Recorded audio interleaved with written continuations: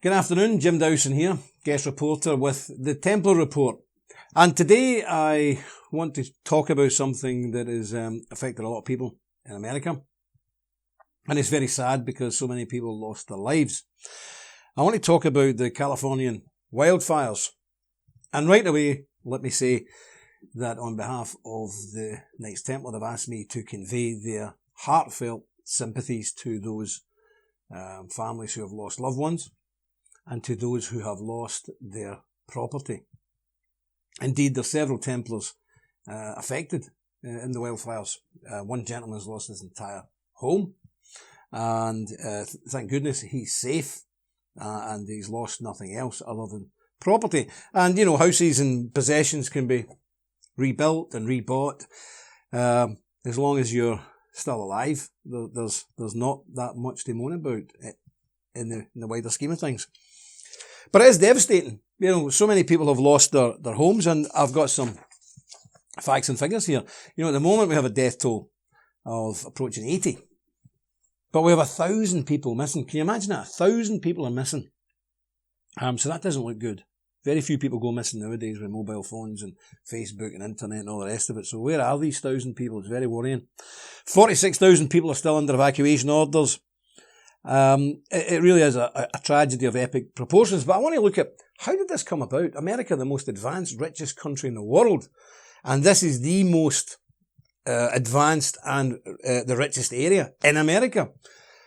How has this happened here? And this goes right down from halfway up California, right down through the posher areas down to, is it right down to Malibu? Yeah, right down to Malibu. From Paradise right down to Malibu. Huge area on fire. Well, we have to look. First of all, the population of California has doubled since 1970.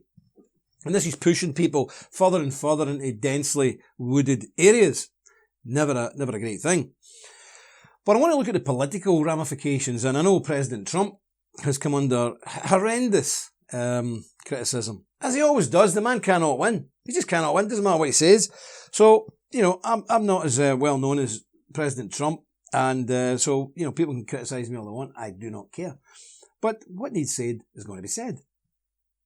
A lot of the problems regarding the position of wildfires is caused by the lefties, by the snowflakes, by the tree huggers. You know, the opposition to logging by the lefties and from the environmentalists have allowed forests to become denser, which allows more fuel to be built up. And eventually, this becomes a very vulnerable area. And this leads to killer fires. And it's happening more and more. And of course, they're all screaming it's global warming. It's not global warming. The problem is these scrublands and forests are filled with potential fuel because they've not been managed correctly. And President Trump pointed this out and he was almost lynched. But it's a fact. And by silencing voices who say this, the left wing and the environmentalists are actually complicit in the deaths of people in the future. You know, we really need to look at this seriously. The environmentalists are saying that, in fact, even some of them, and even the climate change deniers are changing their minds. Although it is the left-wing politicians and their policies that has led us to this very tragic situation. Of course, it's easy just to blame Donald Trump. He never started the fire.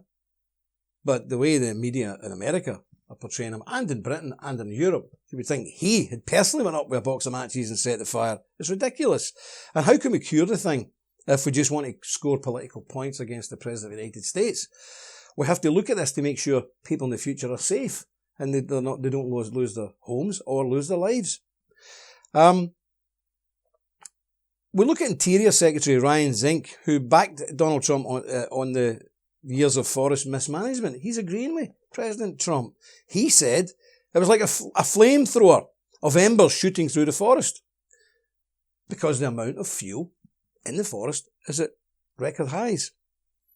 Trump was 100% right when he blamed the fire on left-wing management of the forest. It's a fact.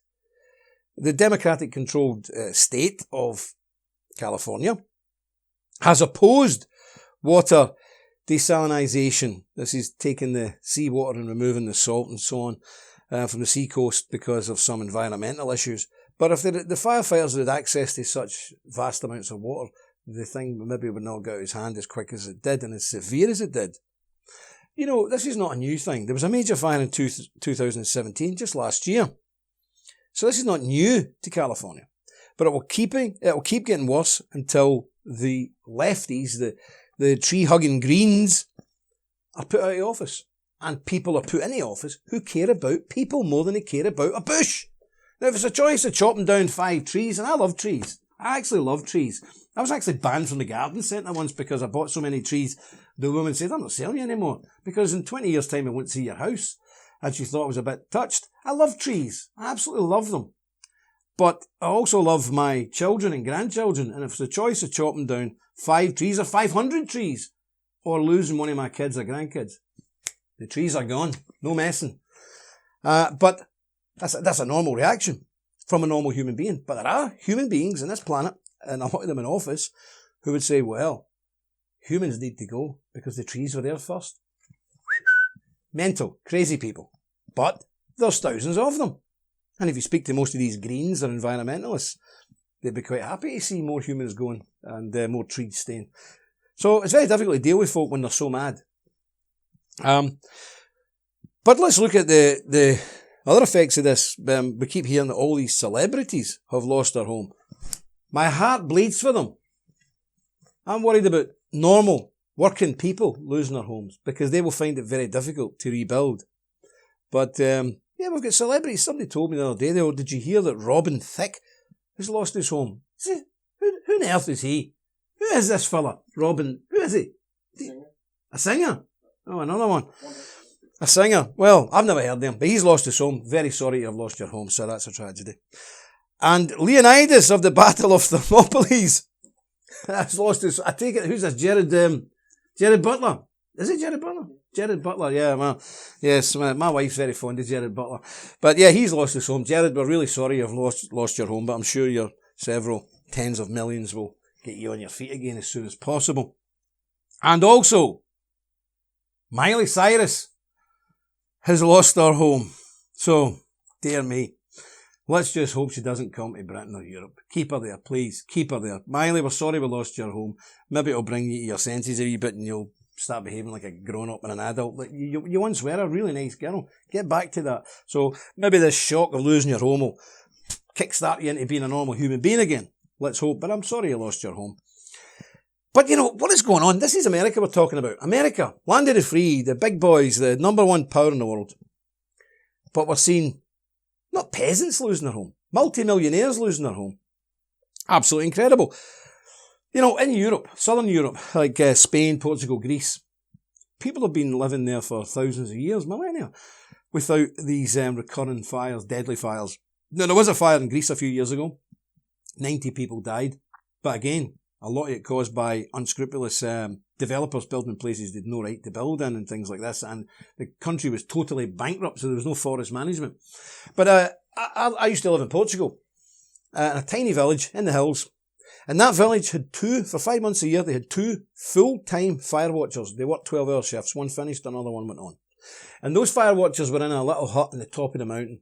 And they sat there 24 hours a day, every day for 5 months of the dry season, watching for fires. Who paid for that? The people of the village. So they didn't pay a lot of money. It was just guys who maybe didn't have a job, so they gave them a few pounds to go and sit there, a few bucks to go and sit there.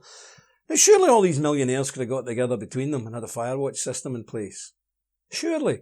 And one has got to ask oneself the wisdom. You know, and it's difficult because people lost their lives in this. I don't want to be too insensitive, but I have to really pose the question, especially to people who are educationally advanced, financially well off. So they're obviously, you know, decent, clever, intelligent people. Is it a good idea to build your house, first of all, in a scrub or brush or forest area, and build your house from wood? I don't know if anybody's ever thought of this before, but to us in Europe, we look at this with incredulity. If you go to France or Greece or places like that, where people do build in scrub land, but they manage it much better, you'll never, ever, ever see a house built of wood. You know, building a house made of wood, highly combustible material in a very dry and arid area, where the wood even gets more prone to combust. It's got to be a form of madness. It really has. Now, building a wooden house in New England or something like that, that's fine. They're warm. They're much better than stone or brick to keep you warm with a fire and all the rest of it. And it's never going to go on fire in New England, because New England's like Scotland or Ireland. It rains every bloody day, so the chances of that ever catching fire from outside is remote. But who passed these building regulations and laws? I've been to America many, many times. Many of my friends are American. And I've been there, and I've seen houses built of wood and fairly light grade wooden panels and all the rest of it. There is no way anywhere in Europe you'd be allowed to build a house like that. Anywhere. But to suggest, if you went to Greece or Spain or Portugal and suggested to the local planning authorities, I'm going to build a new family house, massive one, I'm a millionaire and I'm going to build a 10-bedroom one in the middle of the woods or the scrubland, and I'm going to build it out of 2x4s and sheets of plywood. Would you be allowed? No, but you probably wouldn't get out the planning office. They would call the authorities and have you whisked away to some secure establishment for medical evaluation on the state of your mental health. Because it's not normal. It's not normal. Why would you build a wooden house in a dry, arid, semi-desert area filled with scrub and trees? Why? And these are millionaires, a lot of these people. They can afford to build a block house, brick house. They don't burn anywhere. A brick does not burn anywhere near as efficiently as a lump of wood. So I think America really has to sit up and take notice about the environmentalist madness, where they would rather see people burned than trees felled. We have to look at the socialist nutters who have ran that state for so many years that they've deprived the people of proper servicing of the wooded and scrubland areas, because they say there's no money, because they're spending money on LGBTQ gender reassignment classes for all the public servants who don't happen to agree with it, or they're spending money in court cases suing everybody who dared to have a rally in support of Trump or anything like this. This is where the money's going, not clearing scrubland, and this is why people are dying. It's not good enough. So we have to look at all these things, and again, I would like to convey deepest sympathies to the people who have lost everything, and especially to the families who have lost loved ones. But like so many things in this world, we should not allow the pain of this to go without us challenging the causes of these things and those responsible. And to say that we shouldn't talk about it because it's too sensitive as a cop-out, we must talk about it, because I want to make sure that this never happens again. I want to make sure that nobody else loses their home. I want to make sure that nobody else loses their lives on some nutcase lefty environmentalist whim that he thinks a bush is far more important than somebody's family. Humans come first. We die. We are important. We have souls. A bush or a tree, yes, they're very nice, but hey, cut it down, get rid of it. If it's a choice between that bush and a family's life, there's no comparison. But again, there are people, and there's people who are in positions of power who think the very opposite. These people must be held to account. These people must be brought to book and challenged, and if necessary in the state of California, prosecuted for their neglect. And to make sure that this tragedy, which is happening almost now on a yearly basis, is stamped out and doesn't happen again. We can do it. America, you sent a man to the moon, but you cannot stop forest fires. Come on. Of course we can. We can do it if proper, decent, stand-up Americans are in charge, not these crackpots who pass themselves off as Americans, but really they're unhinged, environmental, tree-hugging crackpots. Let's get rid of them. Let's get real Americans in, and let's start saving American lives with these fires. Thank you. God bless you, and I'll see you again on the Templar Report. Well, people of America, you've seen this short report on the forest fires and the wildfires of California. You know, I'm as mad as hell about it. This did not need to happen. And I would appreciate if you shared this video far and wide through all your contacts, your social media contacts. It's very difficult to get things out nowadays because the big tech people, as you well know, are deplatforming anybody. And also, they are the friends of the environmentalists who helped cause this tragedy. And they really don't want anything like this going out into the general public. So play your part, get this video shared, and let people in America see the truth. That this was caused by human error and by mismanagement and by the usual lefty environmentalist tree huggers that have caused so much destruction in America. Let's make sure they cause no more. Thank you. The threat is real. and we are on the front line. In a world of misinformation and attacks from the left and mainstream media, censorship, deplatforming, it is time to call out the fake news and bring you the truth. We are the Knights Templar. Visit our website and join today. We are the Resistance. Deus Vult.